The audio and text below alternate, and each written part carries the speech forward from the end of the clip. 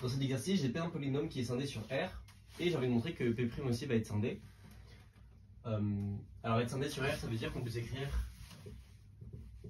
que toutes les racines complexes du polynôme sont réelles. Donc ça veut dire qu'on peut l'écrire pour les z dans R, x moins zn alpha n. Ou autrement dit, si je les range par l'ordre croissant, que le polynôme s'annule sur tous ces points avec une multiplicité alpha i. Et il faut montrer que P' va être scindé. Et pour ça, on va regarder d'où les racines de P' viennent.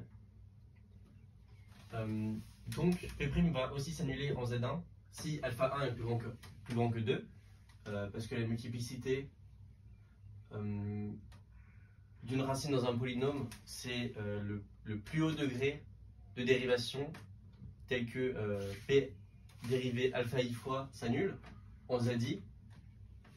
Donc si alpha est plus grand que 2, on va avoir une multiplicité alpha 1 moins 1. On a une multiplicité ici alpha n moins 1. Et au milieu ici, entre tous les ZI plus 1, on va avoir la multiplicité ici aussi, mais on va aussi avoir une nouvelle multiplicité qui va être due au théorème de Rolle. Le théorème de Rolle, ça dit que si j'ai une fonction continue, fonction dérivable, je crois,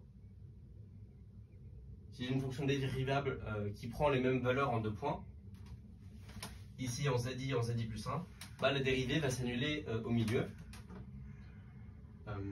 Et donc, j'ai une nouvelle racine, on va l'appeler YI, entre ZI et ZI plus 1. Donc ça nous fait quoi au total? Ça nous fait somme alpha i moins 1. Ça, c'est les multiplicités des ZI, plus n-1. Voilà. Et maintenant, il faut montrer que ce nombre de racines est égal au degré de P'.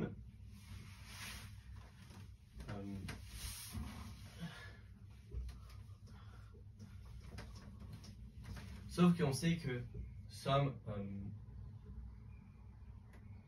la somme de n alpha i, c'est deg de P. C'est deg de P' plus 1. Et donc, ici, si je sors le n, enfin si je sors le moins 1, ça va faire moins n. Le n va partir et ça va faire moins 1. Donc on a ce qu'on veut. On a bien deg de P' égale somme z racine de P'.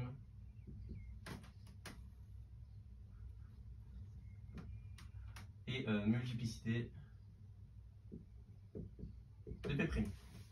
La démonstration nous donne un autre corollaire aussi, qui est très puissant, c'est que si P est scindé à racine simple, ça veut dire que toutes les multiplicités sont égales à 1. Les racines ZI, ça ne devient plus des racines pour P', parce que la multiplicité est seulement de 1, mais on a quand même n-1 racines ici, les YI. Et donc, P' est scindé à racine simple.